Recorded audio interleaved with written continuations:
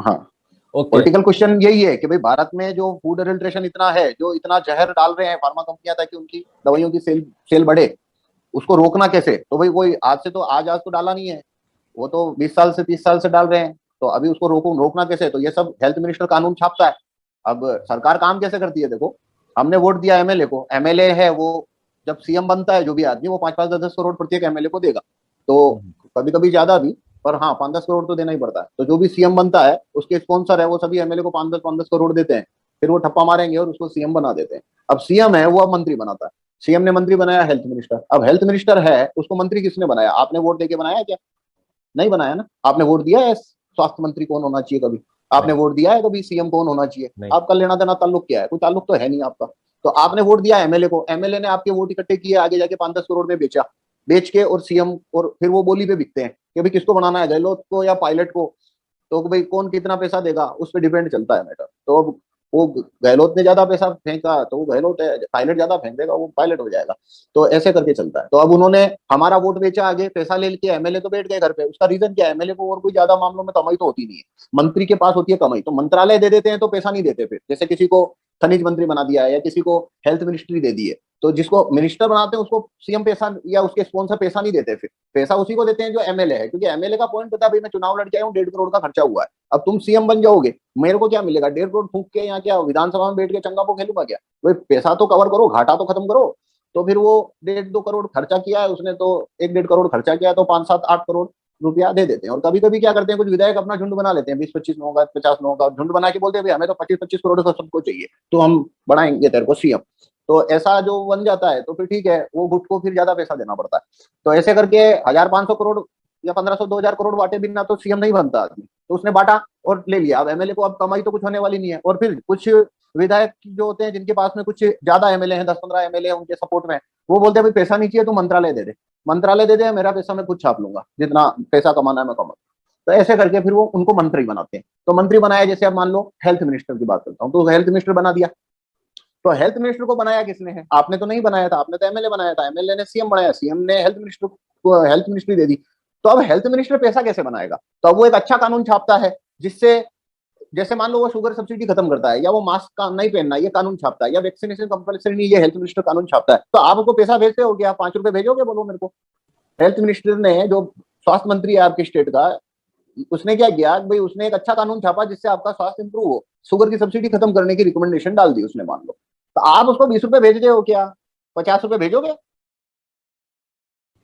मतलब क्या फालतू की बात है कि आप उससे ये उम्मीद कर रहे हो कि वो आपके हित का कानून छापेगा? तो भाई पैसे दोगे क्या उसको? तुम वोट तो दे चुके हो, तो क्या वोट वापस ले सकते हो? भाई तुमने बनाया नहीं, तुम हटा नहीं सकते, तुम्हारा लेना देना ताल्लुक ही नहीं है कुछ उससे। पर अब वो पैसा कैसे बनाएगा? तो वो ये देखेगा कि मैं जो भी कानून छापू वही छापूंगा जिसका मेरे को कोई पैसा देने को तैयार है। तो बस वो फार्मा कंपनियां पहुंच जाती, वो बोलते हैं भाई ये कानून छाप, ये कानून छाप, कितने पैसे देगा? 5 करोड़, 10 करोड़, 20 करोड़, 50 करोड़, वो ऐसे कानून छापता रहता है, पैसा लेता रहता है, लेता रहता है। और जनता उसको देख के और बस वो छाती पीटते रहो।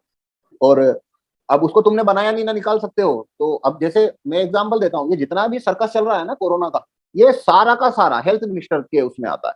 पर अभी क्यों मैं बोल रहा हूँ ये सब सीएम कर रहा है, हेल्थ मिनिस्टर नहीं कर रहा है? क्योंकि हेल्थ मिनिस्टर को सीएम ने बना के रखा है, सीएम उसको हटाना चाहे तो हटा देगा, और जो पीएम है वो भी चाहेगा तो केंद्रीय स्वास्थ्य मंत्री को हटा देगा। तो अभी वो दोनों उसके चंगुल के अंदर है। पर ये पूरा जो एरिया है ना कोरोना का, कभी मास्क लगाना चाहिए नहीं लगाना चाहिए, इसका नोटिफिकेशन या इसकी पावर की भी होना चाहिए नहीं होना चाहिए, ये पावर है हेल्थ मिनिस्टर के पास। वो ये बताएगा, वो ये बता सकता है 5G आना चाहिए नहीं आना चाहिए। हेल्थ मिनिस्टर के पास पावर है, वो 1 महीने के अंदर सर्वे करके एक रिसर्च करवा सकता है और करके वो रिकमेंडेशन डाल देगा भाई 5G आया तो लोगों को लॉस है। तो बस खत्म हो गई बात। अब 5G नहीं आएगा तुम्हारा। अगर उसने बोल दिया मास्क लगाने से कोरोना के संक्रमण को लेना देना नहीं बनता है, खत्म हो गई बात। अब ये मास्क का कानून नहीं बनेगा। अब वो बोलता है भाई ये जिसने स्टेरॉइड इसके ट्रीटमेंट में दे रहे हैं, वैक्सीन है तो वैक्सीन लेना कंपल्सरी, ये भी हेल्थ मिनिस्टर का एरिया है, उसके पास में वो सारे संसाधन, टीम और अथॉरिटी होती है। पर उसको पैसा दे रहे हैं वो। अब मेरे को बोलो आप दे रहे हो क्या यार? आप तो पैसा नहीं दे रहे। और वोट वापसी सीएम, वोट वापसी मंत्री, ये कानून क्या करता है? ये कानून ये करता है कि भाई तेने ये कानून डाला, हम तेरे को हटा देंगे, दूसरे स्वास्थ्य मंत्री को रख देंगे 3 दिन में। तो उस केस में क्या हुआ, वो कानून नहीं छाप पाएगा। अब देखो, अगर भारत में वोट वापसी सीएम या वोट वापसी मिनिस्टर का कानून होता, तो देखो ये पासबुक आपके हाथ में आती है, हर हर वोटर के पास ये पासबुक है। अब ये पासबुक होती थी, इसमें मंत्री का पन्ना भी है। अब जो मंत्री का पन्ना है, वहां पे आप जो एग्जिस्टिंग सीएम है उसको निकालने के लिए एसएमएस भेज सकते हो, या ये पासबुक लेके कलेक्टर की कचेरी में भी जा सकते हो, पटवारी कार्यालय में भी जा सकते हो, बोल सकते हो भाई ये मंत्री को निकाल के मेरे को इस मंत्री को बनाना। तो क्या होगा, भाई 15 दिन में वो ये ड्रामा शुरू करेगा। 15 दिन के अंदर स्टेट, मान लो राजस्थान का स्टेट, राजस्थान के अंदर 6 करोड़ वोटर हैं, 5 करोड़ वोटर हैं, 4.5 करोड़ वोटर हैं, वो 4.5 करोड़ में से 1 करोड़ वोटर ने अगर उसको एसएमएस भेजा तो भाई इसको निकालते हैं, बात खत्म है। उसकी नौकरी जाने की कंडीशन में आ गई। अब कोई भी स्पॉन्सर या उसको बचा नहीं सकता है ना, और इसकी जगह हम किसी दूसरे को रख रहे हैं, तो क्या होगा, वो या तो कानून कैंसिल करेगा या जनता उसे बदल देगी, तो उसका कनेक्शन वोटर से बन गया। ये है स्थायी समाधान। ये का ये मुख्यमंत्री के ऊपर है, ये स्थायी समाधान है। तो भाई वो सुबह से शाम तक कुछ भी कानून छापे, वो छाप ही नहीं पाएगा। पर अब देखो, पॉलिटिक्स में बेवकूफ बनाने का धंधा क्या है, टेम्पररी सॉल्यूशन की तरफ लोगों को भेजो। ये पूरा कोरोना का जो जाल खड़ा हुआ है, वो सारा जाला खड़ा किया है हेल्थ मिनिस्टर ने। अब वो हेल्थ मिनिस्टर है, वो खड़ा कर पाया क्योंकि वोट वापसी का कानून नहीं था मंत्री के ऊपर। अब वोट वापसी का कानून आए, उसकी तरफ, उस मूवमेंट को आगे बढ़ने नहीं देने का। उसके लिए क्या है, एक एक झुंड है मास्क का विरोध कर रहा है, एक झुंड है वैक्सीन का विरोध कर रहा है, एक झुंड है लॉकडाउन का विरोध कर रहा है, एक झुंड है 5G का विरोध कर रहा है। क्या नाटक है भाई। तुम वहां मजमा लगा के ये कैंसिल करा दो, 6 महीने बाद वो नया डाल देगा कानून, तब क्या करोगे भाई। बात वो है, वो मतलब तुम उसे कुछ लॉस तो देने वाले नहीं हो, उसको बदल तो सकते नहीं हो, कुछ भी नहीं कर सकते हो, तो बस वो छाती कुटे करते रहो, कुछ होने वाला तो है नहीं। पर ये कानून है, अगर आपके पास ये पासबुक है तो क्या हुआ, ये सारा कोरोना का ड्रामा, ये एक मतलब 21 मार्च को लॉकडाउन आता और 15 दिन के अंदर या तो मिनिस्टर बदल जाता या लॉकडाउन खुल जाता, मास्क का कानून निकल जाता, सारा मैटर खत्म। 15 दिन का काम है, कुछ ज्यादा है नहीं। 2 साल खींच गए, अभी 1 साल और खींचेंगे, देखना। तो स्थायी सोल्यूशन ये है, मतलब स्थायी सोल्यूशन की तरफ लोगों को जाने से रोकने के लिए टेम्पररी सोल्यूशन आदमी प्लांट कर देता है। जैसे 47 मतलब आजादी की लड़ाई के टाइम पे जो भगत सिंह जी थे, उनपे वो जब उनपे ट्रायल चल रहा था, तो उनका क्या था कि भाई ये पूर्ण स्वराज, मतलब हमको स्वराज दो और हम चुनेंगे, हटाएंगे पूर्ण आजादी। तो मोहन गांधी लेके आया क्या, नमक का कानून कैंसिल करना है। अरे भाई नमक का कानून क्या करेगा भाई, ब्रिटिश है, उन्होंने 100 कानून छाप रखे हैं और 100 रोज छाप रहे हैं, तो 200 तरफ से भाले चुभ रहे हैं, तू एक भाला लेके उससे नहीं नमक का कानून कैंसिल कराना मेरे को। अरे भाई ये कौन सा ड्रामा है, राइट मांग पे आओ ना भाई। ऐसा तो है नहीं भाई तू नमक का कानून, डांडी निकाल रहा है तू यात्रा, नमक का कानून मैंने कैंसिल करा दिया, अब ठीक है अगले दिन उसने एक कानून छाप दिया अफीम पे बैन। अब फिर तू लकड़ी लेके निकल जा, लोगों को इकट्ठे करके अफीम का कानून बैन कराने निकल निकल गया हूँ। फिर उसको करा, फिर 3 दिन बाद उन्होंने छाप दिया शराब पे लाइसेंस, शुगर पे सब्सिडी, फिर लकड़ी लेके निकलेगा तू। तो ये जितना ड्रामा चलता है वो सब क्या है, टेम्पररी सोल्यूशन की तरफ लोगों को भेज दो, और परमानेंट सोल्यूशन है वो लाना, उससे लोगों को साइड में करो। और देखो नमक आंदोलन हुआ उस समय, जितने लोग नमक आंदोलन में साथ में घूम रहे थे मोहन गांधी के, उनको क्या लगता था मोहन गांधी है वो ब्रिटिश का विरोध कर रहा है। अरे भाई वो ब्रिटिश का विरोध नहीं कर रहा है, वो उनको जो बड़ा भाला है पूर्ण स्वराज, उससे बचाने के लिए उसको आलपिन चुबाने का काम कर रहा है कि भाई ये भाले से तो ब्रिटिश मर जाएंगे, तो इनको आलपिन चुबा दो, मैटर खत्म करो। और देखो मैं आपको बताता हूँ, वो नमक आंदोलन की नौटंकी का ये सब, ये इस टाइप की सब नौटंकी का आश्रय कैसा होता है। नमक का कानून आया 1882 में, 1923 में ब्रिटिश ने नमक पे टैक्स को डबल किया था, 1923 में। मतलब देखना कितना बड़ा फ्रॉड है, जो ये हिस्ट्री वाले लिखते नहीं है, पेड हिस्ट्री वाले। नमक का कानून आया 1882 में, तो पहले बात तो वो विरोध वहां होना चाहिए था, होता रहता था।